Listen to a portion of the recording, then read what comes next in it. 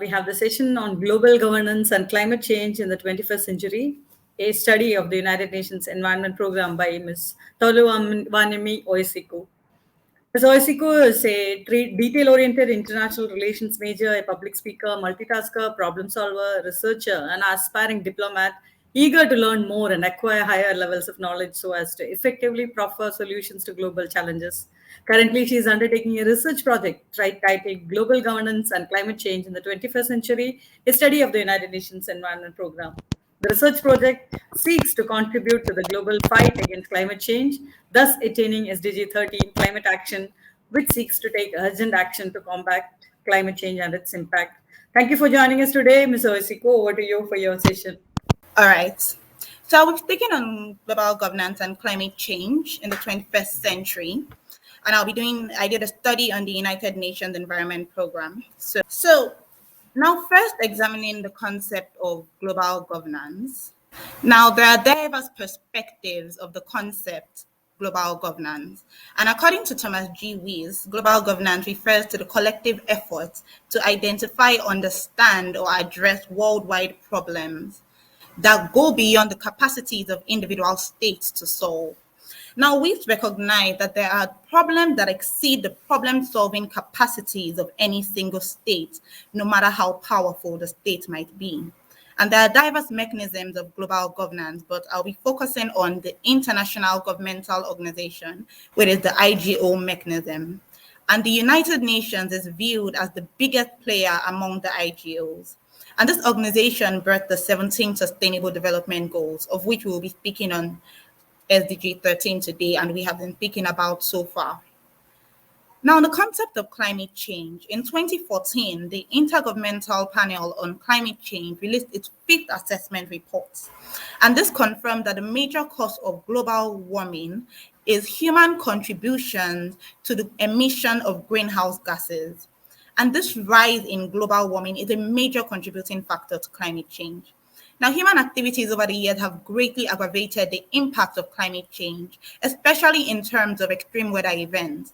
Now, studies have shown that the human activities that have aggravated this impact, they do not cause these weather events, but they have greatly aggravated the extremity, the impact that we are seeing of these weather events today. Now, we need to reduce this human-induced climate change, but more importantly, we need to ensure that our solutions are sustainable, because we would not want a future where anthropogenic forces will have a greater impact on climate change than they do today. So how then can global governance provide sustainable solutions to human-induced climate change? Examining this nexus between global governance and climate change. In the fight against climate change, every country's collaboration is required, regardless of their cultural, political, or even economic differences. The current Secretary General of the United Nations, Antonio Guterres, remarked at the start of the year 2021 that 2021 must be the year to reconcile humanity with nature. He said that until now, we have been destroying our planet, and we begin a new year under the sign of hope. Together, let us seize the opportunity to build a safer, fairer, and more sustainable world.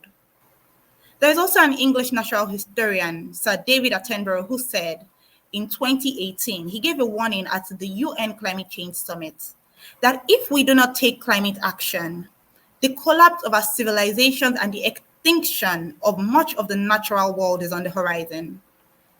The efforts of every country, developed and developing, is required to succeed in the global fight against climate change.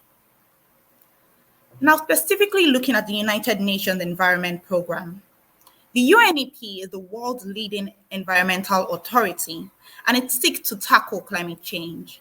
Now, this organization sets the global environmental agenda and serves as an authoritative advocate for the world environment. In conjunction with the World Meteorological Organization, that's the WMO, the UNEP set up the Intergovernmental Panel on Climate Change, the IPCC, in the year 1988.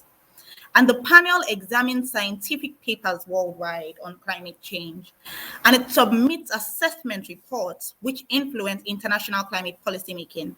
And we saw from the fifth assessment report that was released in 2014 that human activities on climate change have greatly contributed to the increase we are seeing today in climate change. And so, examining the role of the United Nations Environment Programme in climate change, the UNEP has been very beneficial and very instrumental in emission reduction. The UNEP has worked towards reducing global emission, that is, emission of greenhouse gases, which contribute greatly to climate change.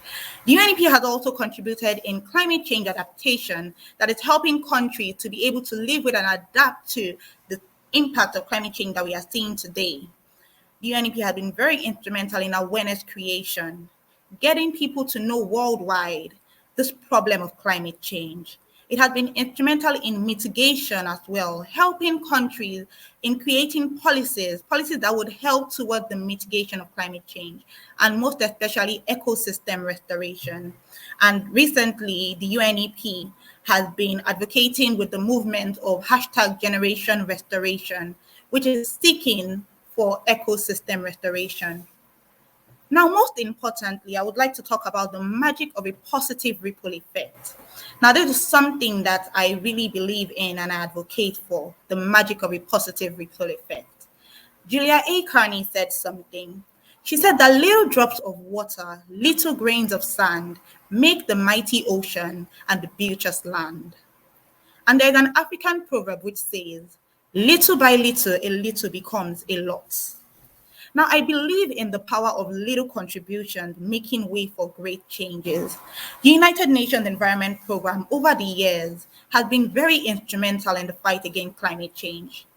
But it requires the efforts of everyone, collective efforts, linking global governance with this study, collective efforts of states towards solving this problem of climate change. And I have two major points I would look at. Refining the academic curriculum to include climate change studies. Now, if we are looking for sustainable solutions, if we are able to achieve the global temperature we are looking for, if we are able to mitigate climate change to some great extent, if we are able to achieve SDG13, we want sustainable solutions. We want to ensure that 50 years from now, 60 years from now, we're not going to have a repeat of the issues that we are facing today.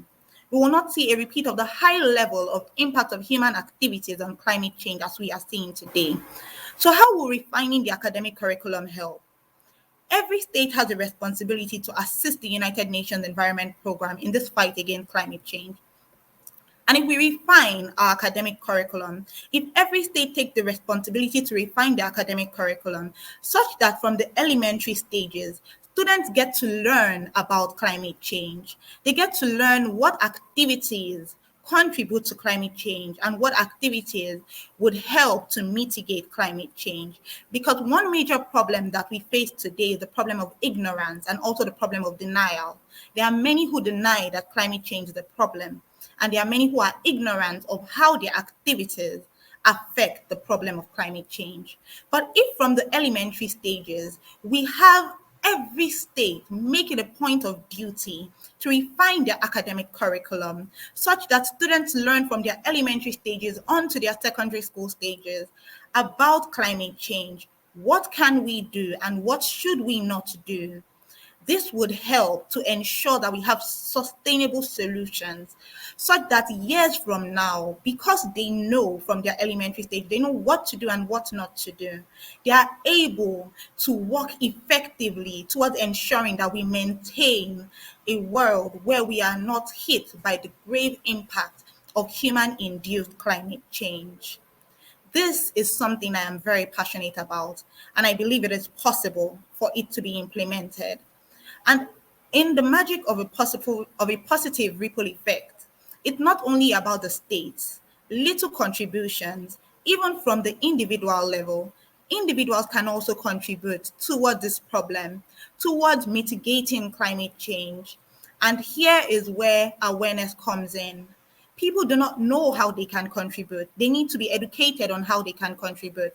As an individual, you can contribute. As a non-governmental organization, a non-state actor, you can make contribution towards mitigating climate change. And people need to be aware of this. And if we have the academic curriculum refined, we would see this happen, hopefully in years to come.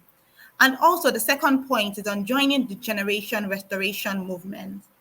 The UNEP is advocating for that movement of hashtag generation restoration, a generation that is geared towards ecosystem restoration.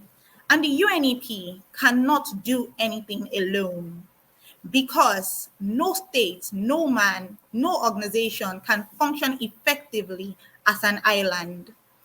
There is a need for interconnectedness. There is a need for working together. And hence why global governance is very important towards solving this problem of climate change that we see today.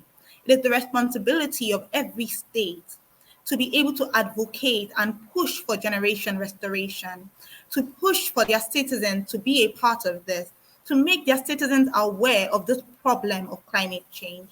And we would see that in years to come, through generation restoration movements, through awareness creation, refining our academic curriculum, national academic curriculum, such that students learn early enough and through the years of what to do and what not to do, we will be able to see sustainability. We'll be able to see sustainable solutions being implemented. And so the entire summary of this study on global governance and climate change in the 21st century, a study of the United Nations Environment Program, majorly advocates for the magic of a positive ripple effect in that everyone can contribute towards mitigating climate change. Everyone can contribute towards sustainable development, towards achieving SDG13. And not only SDG13, all the SDGs that are out there, but they need to know how they can do that. We need to be able to eliminate the problem of ignorance and be able to ensure that awareness is created by starting from the elementary stages. Thank you very much. Thank you, Ms. Oyesiku, for that inspiring session. As you said, little steps towards sustainability and climate change do matter, and it requires the collective efforts of everyone. Thank you so much for joining us today. Now we'll take